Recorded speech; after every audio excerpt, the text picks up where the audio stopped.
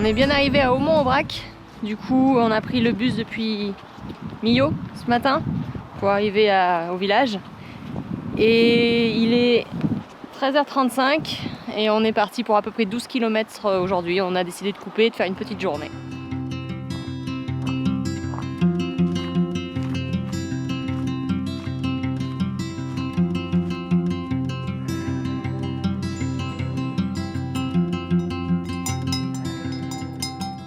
La route là, une fois qu'on l'a passée, faut qu'on trouve à dormir là. Et là on est là.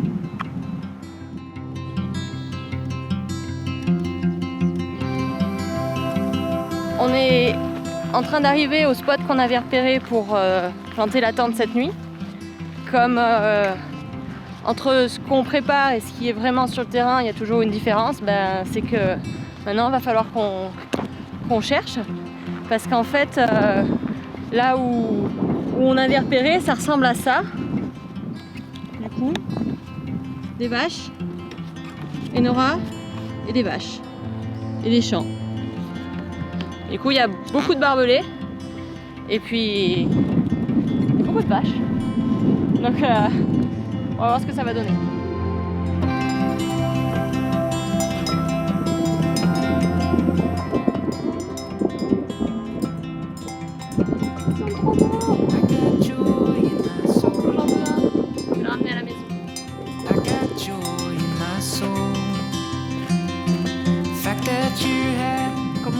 On avait repéré un spot. En fait, s'il y avait que des champs, on avait le chemin, donc il n'y avait pas vraiment la place pour mettre des tentes. Avant, on a repéré des petits endroits qui étaient sympas, mais on s'est dit bon allez, on va continuer, on va aller jusque là où on avait repéré. Et en fait, on se rend compte que il y avait nulle part pour poser la tente, donc obligé de pousser un peu plus loin. Et là, on finit par trouver une zone pas trop mal. On a commencé à se demander si on allait trouver avant de retomber sur la civilisation. On a trouvé un petit spot sympa. Là, on est dans un petit coin, on a les petites vaches à côté. On devrait être pas trop mal.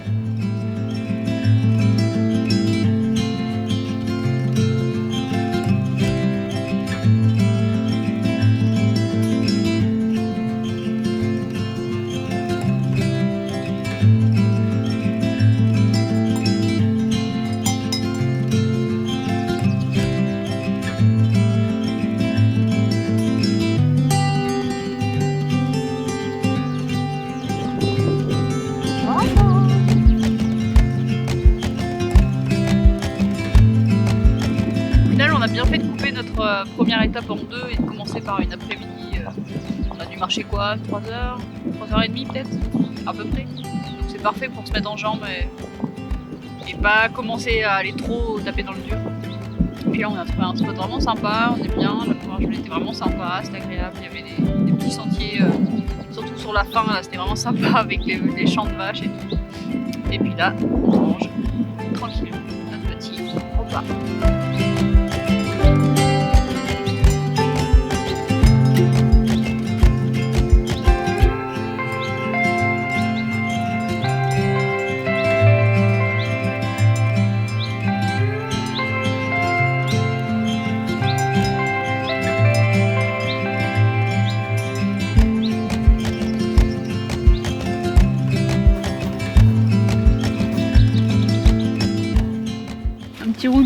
Room tour de notre chambre 4 étoiles du soir.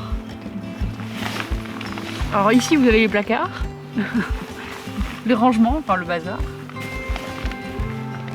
Mon lit, pas encore prêt. Le lit de camp. Et puis voilà, on est pas mal non? On devrait être bien, on devrait bien dormir. Puis on va tester ces nouveaux matelas là. On n'a jamais dormi sur des matelas gonflables comme ça. On est toujours sur des tapis de sol classiques au final. Et donc on va voir ce que ça vaut. Hein. On va voir. Ça a l'air pas mal. Déjà l'avantage c'est qu'au moins ça épouse bien les formes du terrain. Donc ça c'est pas mal. Quand tu es sur un terrain un petit peu vallonné, un petit peu bossu.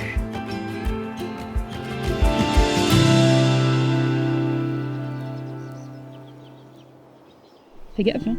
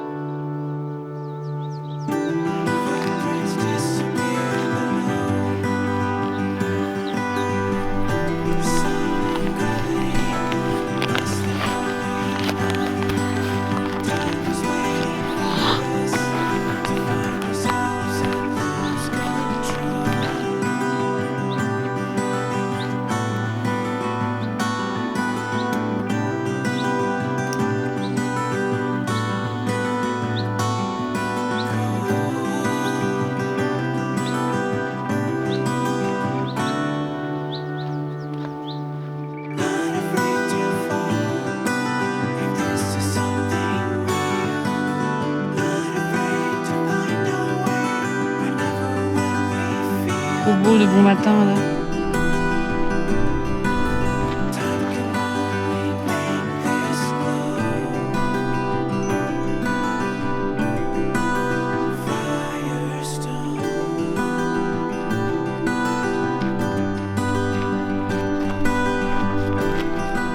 On est sur notre deuxième jour sur le sentier de Saint-Guillain. Il est 9h30 et on est parti à 7h30 de notre spot. Et on a commencé à arpenter les plateaux de l'Aubrac. Et là, on vient de trouver un point de vue assez ouf. Je vous montre ça. C'est assez incroyable. Moi, j'étais passée par là en VTT quand j'avais 11 ans. Et même si j'en gardais un super souvenir, en fait, ce qui se passe, c'est que j'avais pas non plus les souvenirs aussi vifs. Et c'est vraiment génial de les retrouver 20 ans plus tard, en fait, parce que c'est des paysages assez incroyables. Moi, je resterais bien là, posée sur un rocher, là, à admirer la vue, pendant le temps que le soleil monte un peu au zénith. Là.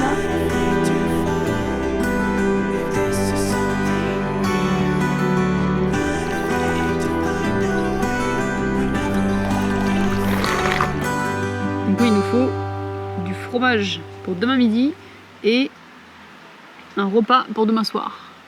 Ce soir. Ce soir, putain, j'y arrive pas. Hein. Ce soir. Oui, pour ce soir. Et demain midi. Et le reste, on voit à Saint-Chély direct. Pour les nuits suivantes, les 3 jours suivants en fait. Recto Saint-Chély, ouais. Donc en fait, on n'a pas grand-chose à acheter là tout de suite.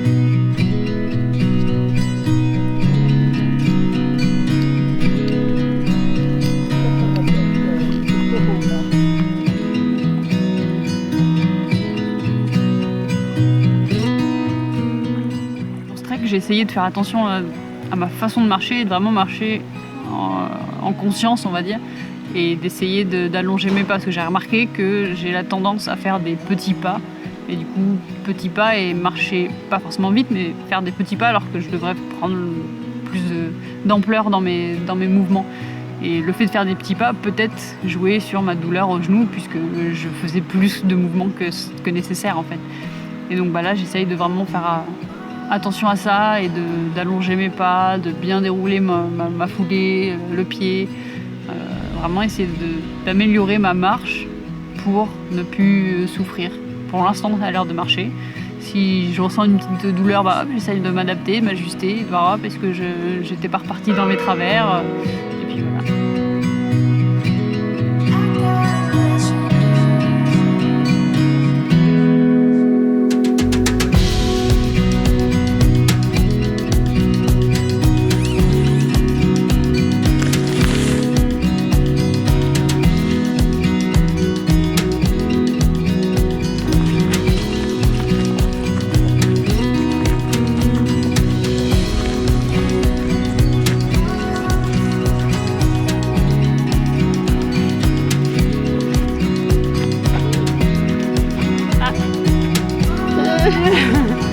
Ça passe pas.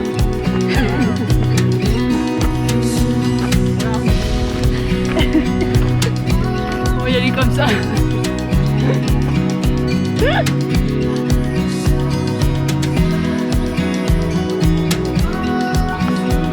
Tu passes toi.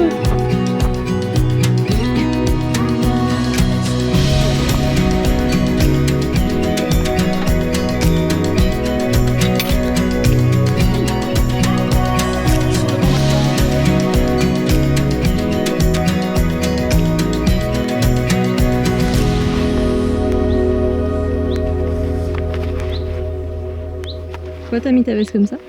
Hein? Pourquoi t'as mis ta veste comme ça? C'est technique opération aération des dessous de bras. Et si tu fais ce que tu peux quand t'as une seule polaire pour 14 jours, jour et nuit. Ça devrait marcher.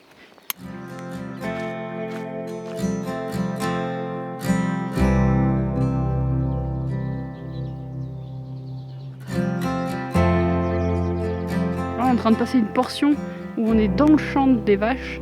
Et d'ailleurs, juste derrière, on voit les vaches, les fameuses vaches d'Aubrac. Et cette portion, elle n'est pas autorisée aux animaux, même en laisse, forcément, parce qu'avec les vaches derrière, il faudrait peut-être pas créer des petits soucis. Donc il y a une déviation ailleurs pour ceux qui sont vraiment avec leurs animaux. Et du coup, là, on va passer tranquillement. De toute façon, les vaches, elles sont tranquilles derrière, elles pâturent. Pas de risque.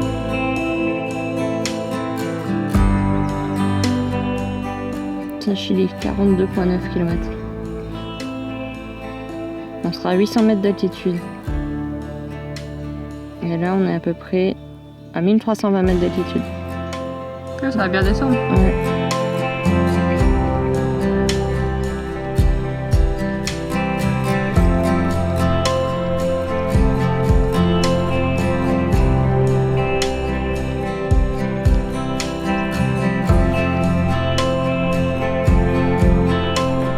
Au final, ça va en fait, on monte jusque là depuis le troisième jour. Ça monte un petit peu, mais enfin, il y a un peu de dénivelé. Mais ça monte tellement tranquillement qu'on le ressent pas spécialement en fait. C'est ça qui est pas mal. Et là tout à l'heure, après on va descendre 500 mètres pour rejoindre du coup notre point où on va dormir au camping. Et là ça va descendre un peu plus sec, mais on va voir.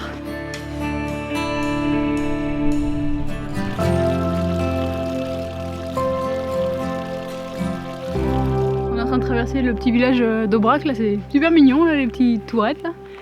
Enfin, les tourelles, je sais pas comment on les appelle. Puis bah là je pense qu'après on va attaquer la descente tranquillement jusqu'à Saint-Chély, 500 mètres de dénivelé. Jusque là ça va, c'est plutôt tranquille. Hein.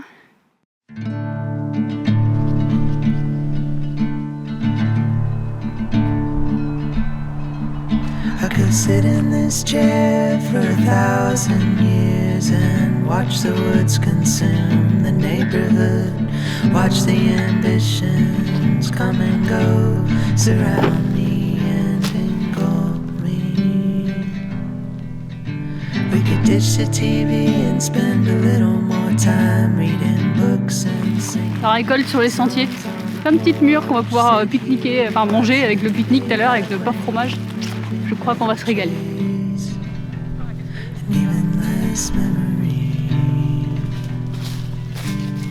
I just want to be still.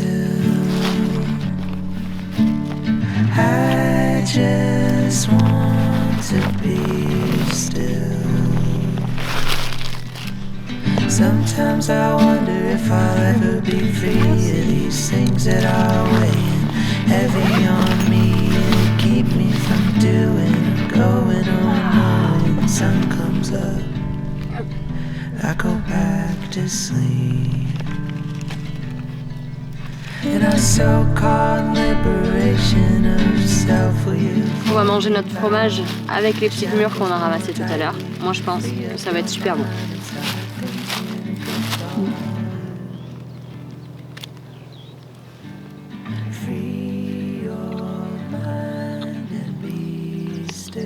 Petit goût sucré, le fromage, c'est toujours trop bon.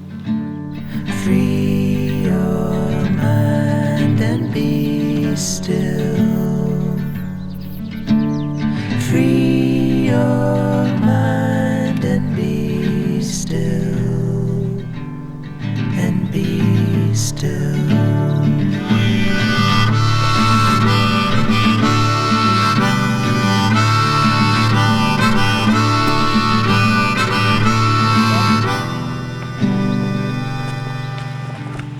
Time has brought us up to this point. It will carry us far beyond it until we are nothing. Sometimes I feel like we're just words on a page. And be still.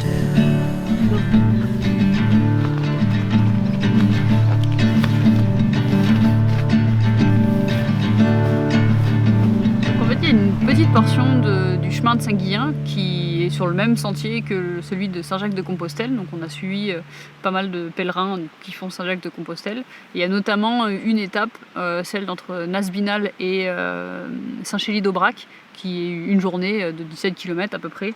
Cette étape-là, en fait, elle est inscrite au patrimoine mondial de l'humanité au titre du bien Les chemins de Saint-Jacques-de-Compostelle en France. Donc c'est intéressant pour la petite histoire. Jusque-là, on a traversé donc, les fameux plateaux de l'Aubrac. Donc, c'est des grandes étendues de champs où les vaches d'Aubrac pâturent l'été. Et apparemment, alors ça monte à très très loin, même jusqu'à la préhistoire. Avant, il y avait des grandes forêts à cet endroit-là.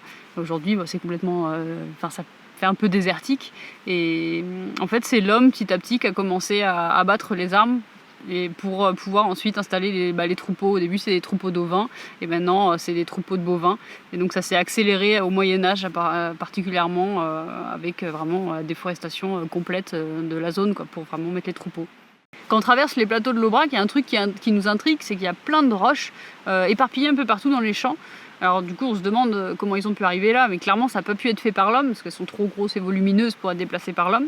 Et en creusant un peu dans l'histoire de la région, on se rend compte qu'il y a 8 millions d'années, il y a eu des épisodes volcaniques.